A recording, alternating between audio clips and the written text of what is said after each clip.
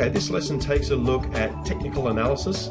Technical analysis is a rather large subject, and we're not going to pretend to be able to cover every single aspect of it here today, but we will be able to show you some of the things that are used by day traders and some of the things that aren't used. And it's up to you to work out what you want to follow, what feels right for you, and develop it in your own particular way. There's no right or wrong answers in technical analysis or fundamental analysis for that matter, but it is up to you to find the right way to go about it. First of all, a little bit of history. Technical analysis was born, it seems, around the 1600s in Holland, 1700s in Asia. Really came about in the early 1900s with Dow theory and Elliott wave theory, something people still use these days. Chart patterns, something we use a lot of, came about in the 20s and the 30s with the advent of computers. A lot of computer analysis was born in the 60s and 70s and 80s even. Neural nets in the 90s and more quant modeling and algorithmic systems in the 1990s and 2000s. But what we'll cover today, a few different things. Chart patterns, number one, something we use extensively. Candlesticks is a form of charting that we also use. Indicators is something that is quite popular, and I'll put it in here because you may have heard about different indicators before, but it's something we generally don't use for high frequency day trading. Market profile is another form of charting. Some people love it, some people don't use it at all. A few words of wisdom and to keep things in perspective with technical analysis we'll look at towards the end, and a few other forms of technical analysis we'll take a look at. Okay, first of all, let's look at some chart patterns. Now, the goal of looking at chart patterns for us today is to learn some basic chart patterns and also start to get an idea of when and why to use chart patterns. Chart patterns come about because it's essentially in our nature, our human nature, to find patterns, to look for answers in what we see around us. And even if those patterns don't exist. I've put a book cover up here. The book's called Why Do Buses Come in Threes? It's a very interesting and entertaining book about how patterns exist in everyday life, or at least how we see patterns, and how some of them may just be coincidence, but we think they're actual patterns. Some of these patterns in charts and elsewhere do have substance. Some of them become self-fulfilling if everyone else is following and looking at the same pattern. And others may be watching these patterns as they evolve and trading accordingly. That's a really important point. If other people in the market are looking at a certain pattern, then we should be looking at that pattern too, because we can base our trading strategy around it. Okay, so let's start with some basic chart patterns. These are double tops and double bottoms, quite a common chart pattern. You can see the double bottom here and a double top here. Essentially, it's where the market reaches a certain point, finds some resistance, sells off, comes back, tests that area again, and doesn't have enough buying power to get through it and keep going, and sells off. And the opposite over here with a double bottom, the market comes down here, finds some support, rallies, comes back down, tests this area again, doesn't have enough selling pressure to get through it, and there's a subsequent rally. Quite a reliable signal. The cup and handle pattern, you can see the basic pattern here forms a cup or a round bottom, as some people call it. This little pullback here is considered a handle and considered a continuation pattern of this move that starts here. Now, the next pattern we'll look at is a head and shoulders pattern. And you can see it takes its name from the rough pattern it draws out: a shoulder, shoulder, head, or upside down shoulder, shoulder, head. Essentially what the head and shoulders pattern is a reversal pattern. That is, if we look at this head and shoulders top, in this instance, we see the market come up here, make a high, come back down, come up, make a new high, come back down, find support around that same area, and then come up again, find resistance, fail to reach this level, but find resistance around here, around about the same level as before, and then come back down again. And now that's a very typical, very textbook head and shoulders top, and the opposite is the case for the head and shoulders bottom. A low here, a low, a higher low, and then a breakout and a reversal. Generally quite a good pattern for intraday trading. The more obvious the pattern looks, the more it looks like a head and shoulders, the more reliable it tends to be, coupled with a good increase in volume here, which you can see in this particular example. So that's a good pattern that we look at quite a bit. Some more patterns in the form of triangles or wedges or pennants or flags. They come up with all sorts of different names for these things. But essentially, most triangles take the shape of decreasing volatility, or smaller ranges, smaller ranges, smaller range, smaller range, as in here, and then a breakout in one direction or the other. This one, the falling wedges they call it, smaller ranges, smaller decreasing volatility, which basically signals an impending breakout. Same here with a pennant. Some of the triangles you'll see are continuation patterns, other ones are reversal patterns, and some of them are false patterns, but they're all something, again, like with the head and shoulders pattern. If you see something that's so bleedingly obvious, think about the fact that other people will be looking at it too, and that in itself may make it a valid pattern in the sense that it will become self-fulfilling. So a couple more triangle style patterns. This one's called an ascending triangle, this one's called descending for obvious reasons. Often good when you see these happen around round numbers. That becomes even more a kind of self-fulfilling pattern, because some people are looking at the round number for a break and other people are looking at the triangle. Here another type of triangle or wedge pattern too, basically taking again the form of decreasing volatility, signaling an impending break. Now overall, these aren't all the patterns that do exist. There are many types of patterns out there, and it'll take us days to go through them all. Some are valid, some are silly, some are useless, etc, etc. And it's up to you to take a look around and see what kind of suits you.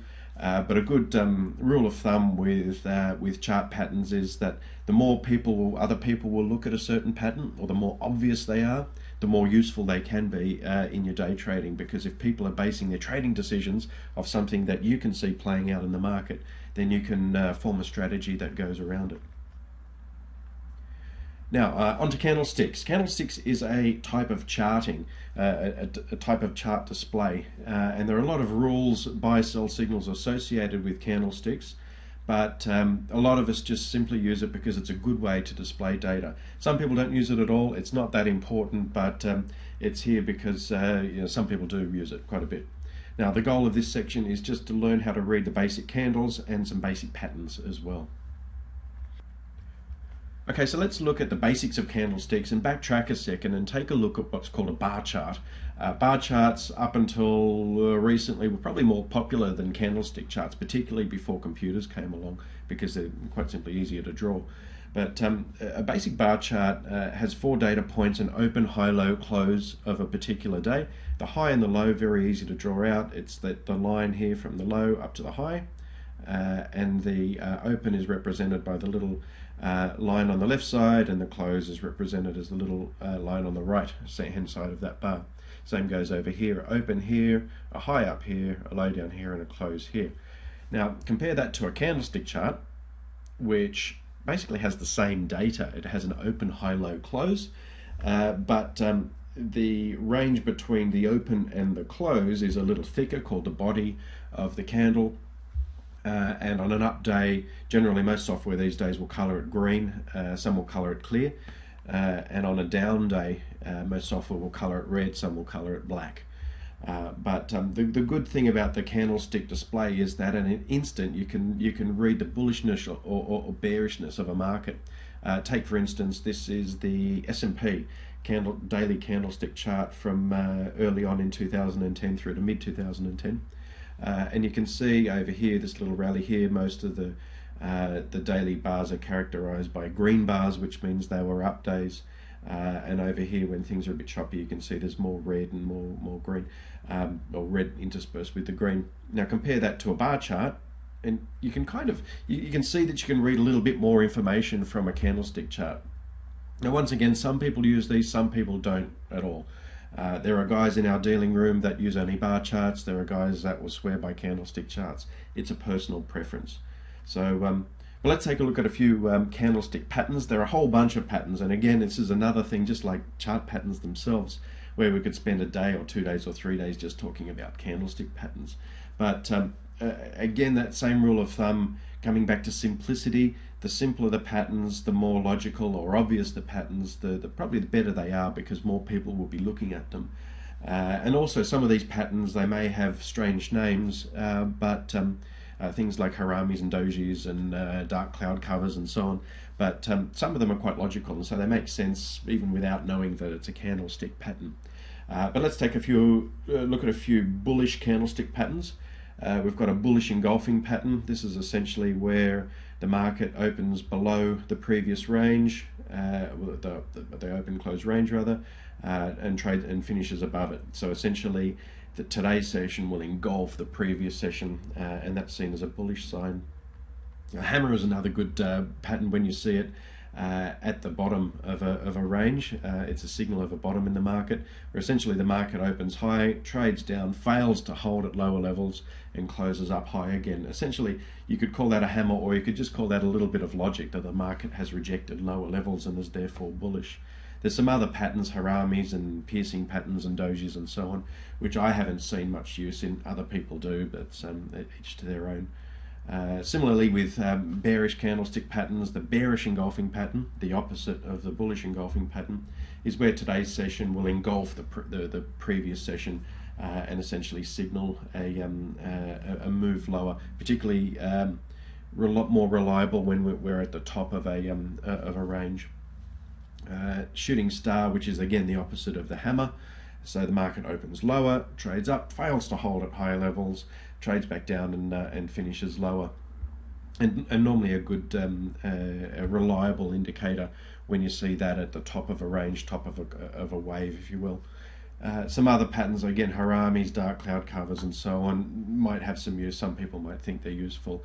That's up to you to decide if you want to look further into the whole science or the whole study of candlestick charting.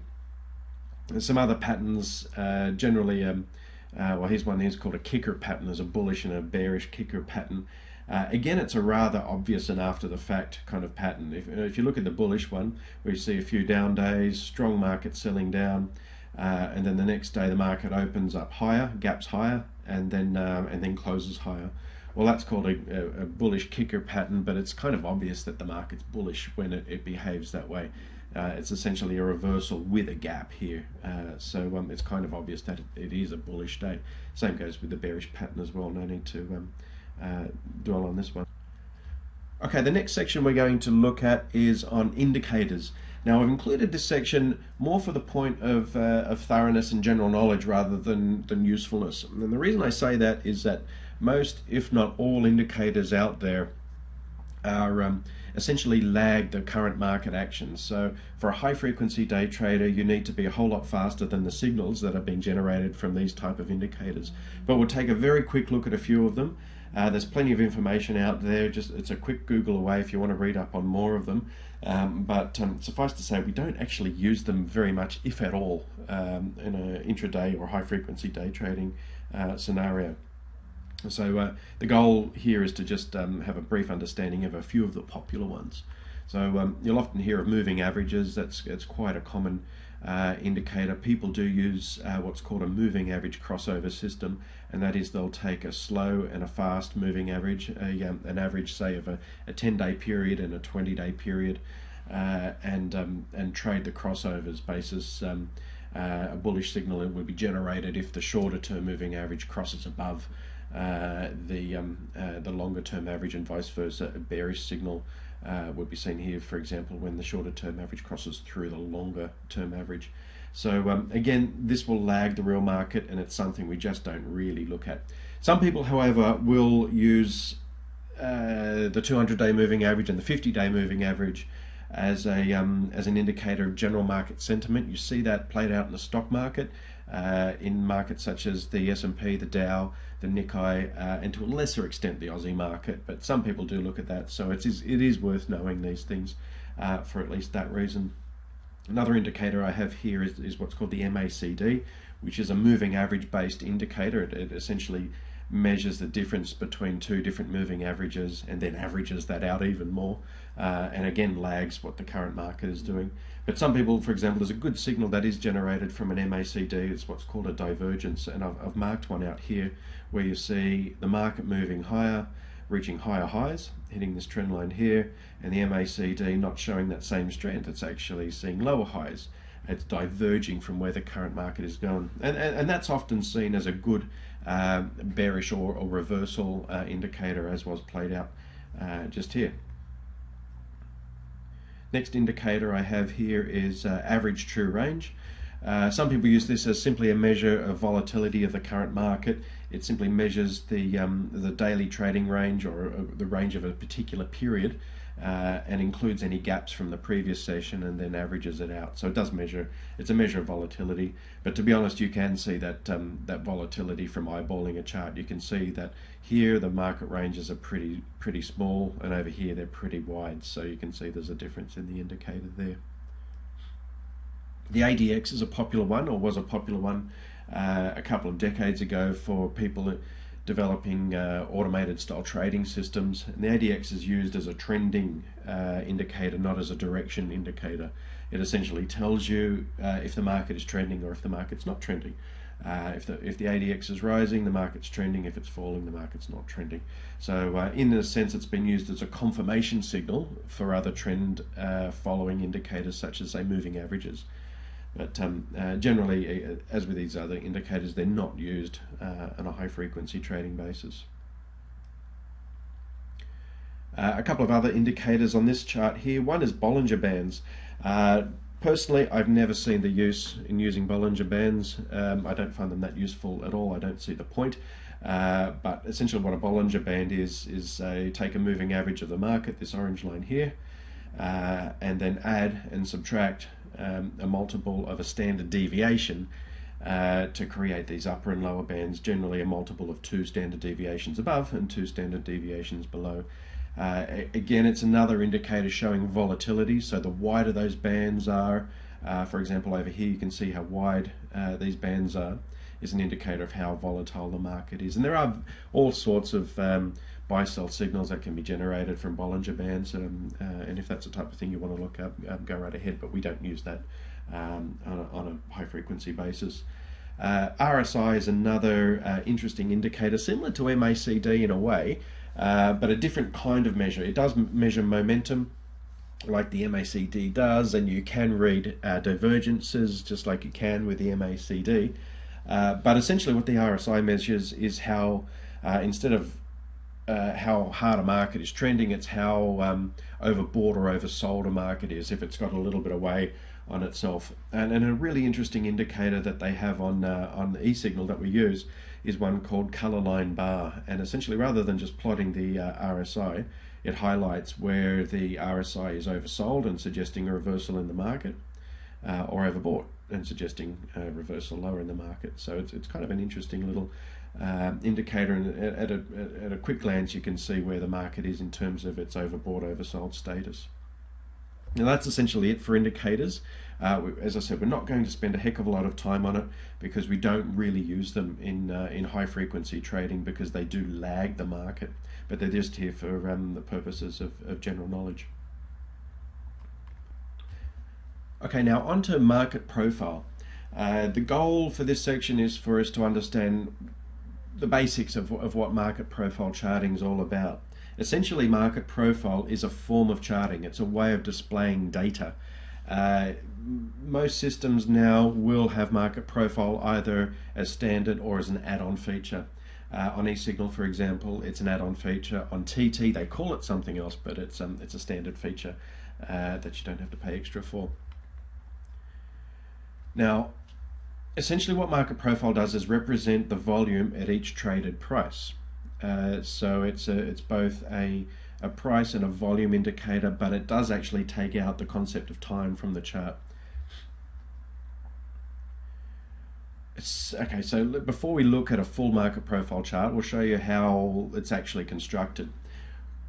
To build a market profile chart, instead of assigning a certain line or a candle or anything like that to a time period, what the charts do is assign a letter that applies to, in this particular instance, we've highlighted from 20 past 5 in the evening to 10 to 6 in the evening.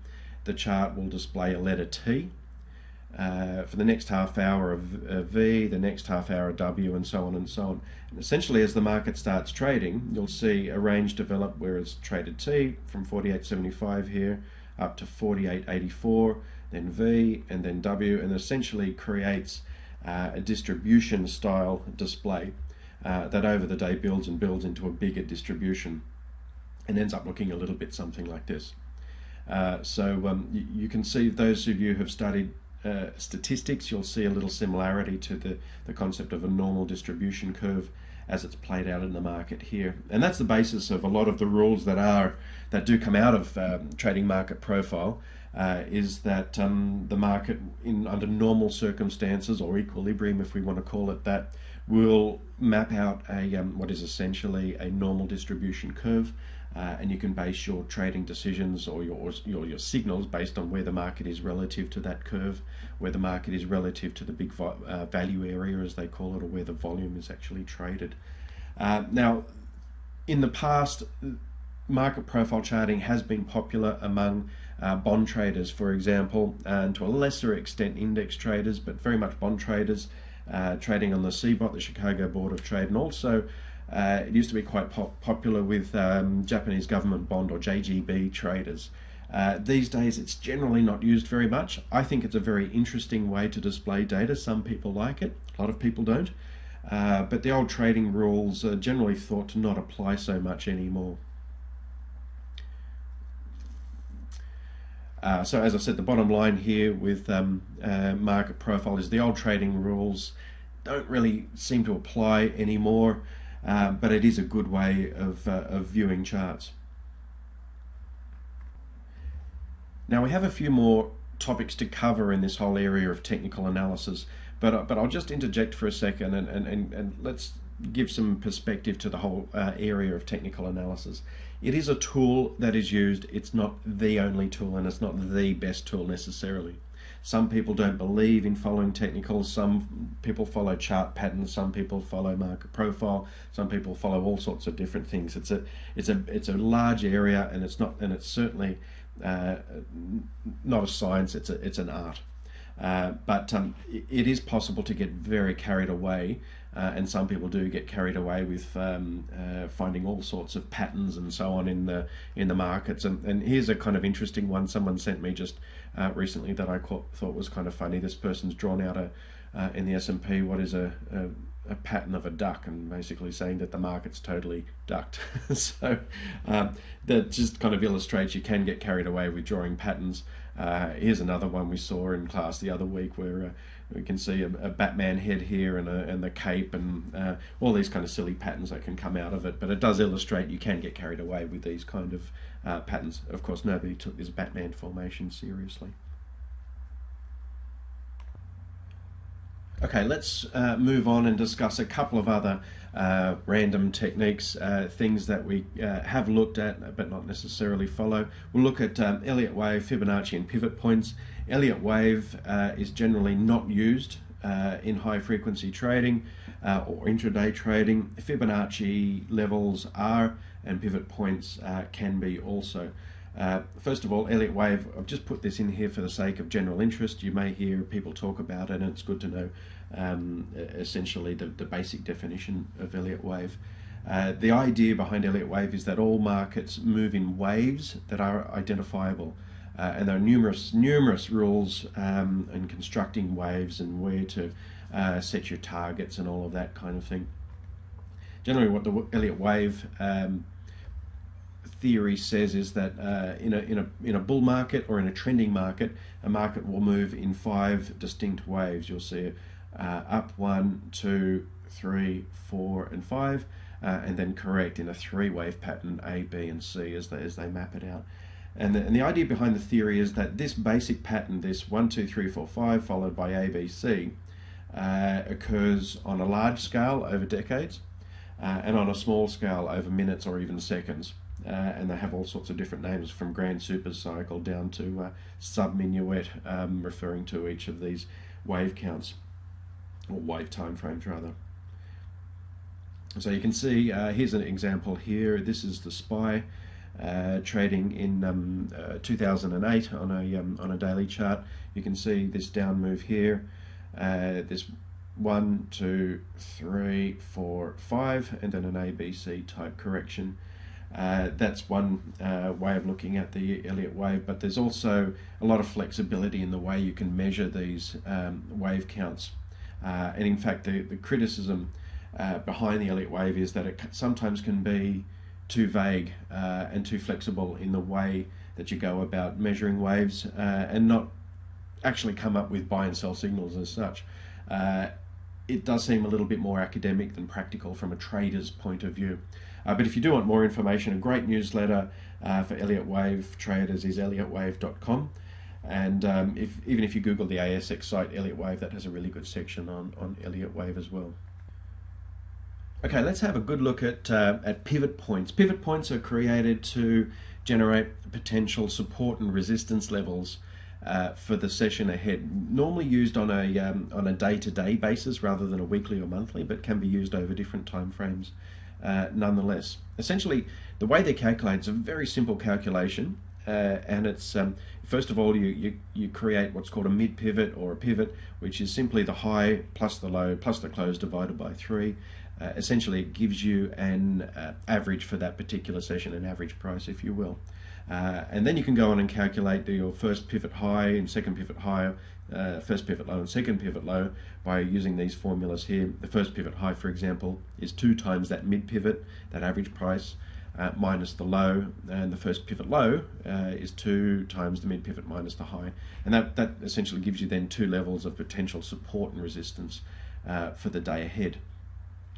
Generally, pivot points, you can say they're affected by volatility. If you have a wider range in the market, a large range in a particular day, you're going to get wider pivot points. So volatility predicts volatility, you could say.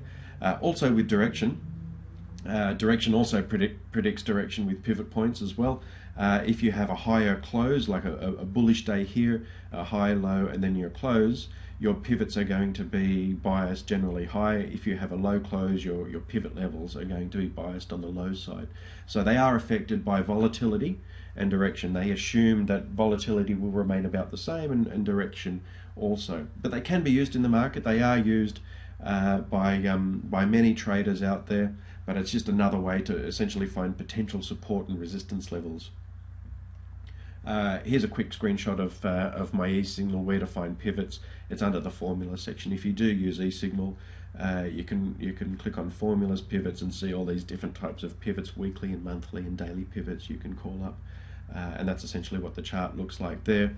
We have a 15-minute chart here showing marking out daily pivot points. So there's your potential support and resistance levels here.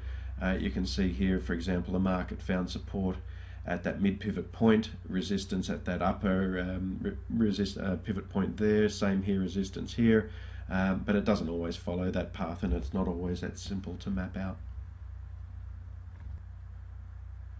Okay, let's take a look at Fibonacci numbers or Fibonacci ratios.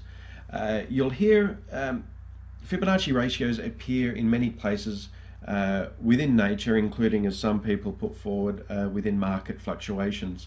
The purpose of using Fibonacci numbers or Fibonacci ratios is to estimate possible support resistance areas, just like we did with pivot points.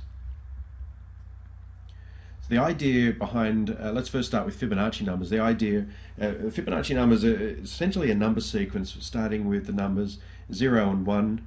You add the first 2 numbers to get the third, then those 2 numbers to get the next number, and so on and so on. So 0 plus 1 equals 1, 1 plus 1 equals 2, 1 plus 2 equals 3, 2 plus 3 equals 5, and so on and so on and so on. Now, as you move further along in this number sequence, the ratio approaches 0.618.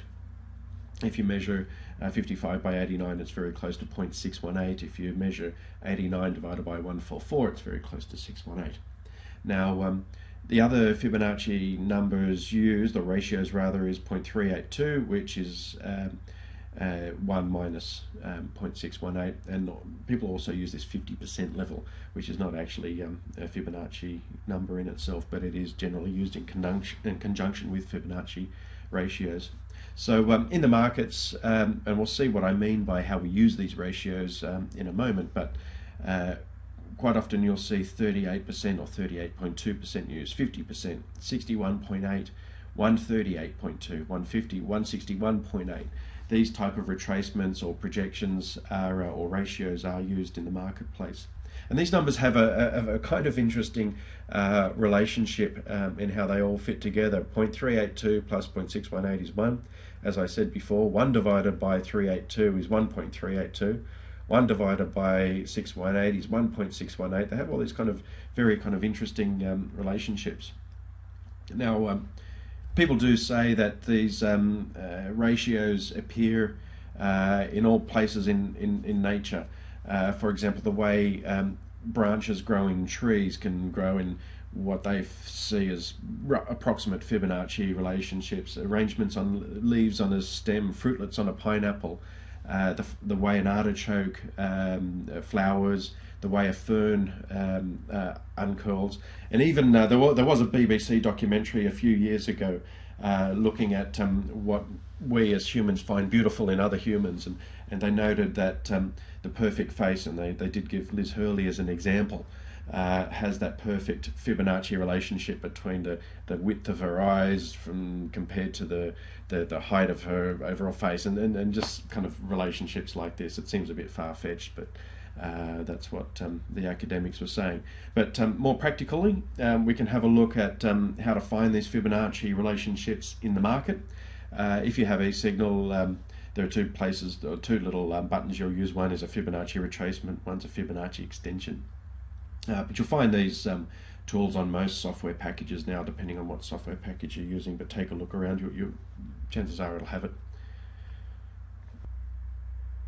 Now, the way we calculate Fibonacci retracement levels is to take a high and a low over a particular period. Here we can see a high here and a low here, and you can draw in with that Fibonacci retracement tool, or you can do it manually if you wish, retracement levels of 0.382, 0.5 and 0.618. Some software packages will draw in a 0.25 for some particular reason. It certainly has nothing to do with Fibonacci, but in eSignal, for example, it's here anyway. Some people do like to look at a 25% retracement as a possible area of resistance. But the idea is, if we just take a look here at 0.382, 0.5 and 0.618, the idea is after a large move down here, we'll see a retracement, and quite often the market will find resistance at that 382 level, or that 0.5 level, or that 0.618. Here it hasn't. It looks like it may about to find resistance at 0.618, but we can't say at this stage. We do have some examples where these retracements did actually work. You can see here, high, low retracement. The market came back to 0.382 and then sold off again. Here we have a low, a high, and a retracement where the market found approximate support at that 0.618 level. Here we have a high, a low, a retracement back to that 0.618 level, and then a continued sell-off. Now, another little tool people use with Fibonacci is what's called Fibonacci projections. Let's say you have a move here where you've got this low and then a high and then some base support moving up.